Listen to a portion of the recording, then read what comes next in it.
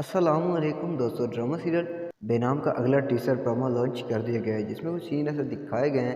यहाँ तक तैमूर साहब जो है ना बात कर रहे होते हैं ऐमन की बहन से। हम कहते हैं कि भाई देखो, अगर पहले कहता है लड़के वाली बात, फिर से कहता है उस पैसों वाली बात, उसका क्या जवाब है आपके पास। तो कहती है कि देखो, अगर आपने पर्स में से पैसे निकालते हुए देखे थे लेकिन डालते हुए वो किसने डाले थे। तो ये सोचता है भाई। उसके बाद जो सीन दिखाया गया है ये लाइबा की माँ का बाबर और लाइबा की माँ का ये सीन दिखाया गया कि यहाँ पर बाबर साहब पूछता है इस लाइबा की माँ से कि बताओ अब कौन सी क़यामत आने वाली। क़यामत आने वाली नहीं है, आई नहीं है, आने वाली है। अच्छा, तो वो बात सुन के बाबर बड़ा हैरान हो जाता है, क्योंकि इसलिए तैमूर साहब ने उस लड़के को बुलाया जो ऐमन के साथ उस दिन स्कूल में देखा था। यार, इन दोनों का सीन दिखाया गया है। अब मेरे ख्याल में एक दूसरे को दोनों पसंद करते हैं। तो आप लोग क्या ख्याल है, क्या इन लोगों की बात आगे बढ़ेगी या नहीं?